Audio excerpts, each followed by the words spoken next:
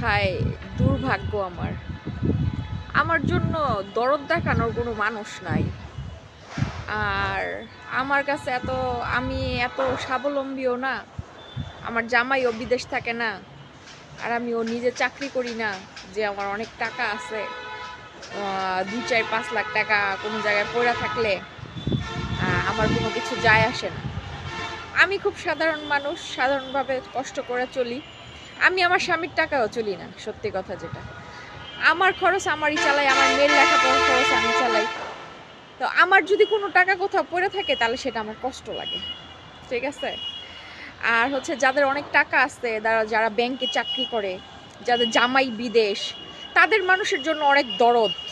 কেউ টাকা চায়, কেউ টাকা পাইলে সে বলে যে যান টাকা দিয়ে আসেন গা, আমি আপনার টাকা উঠা দিতেছি। এত পাওয়ার ভাই আমার নাই।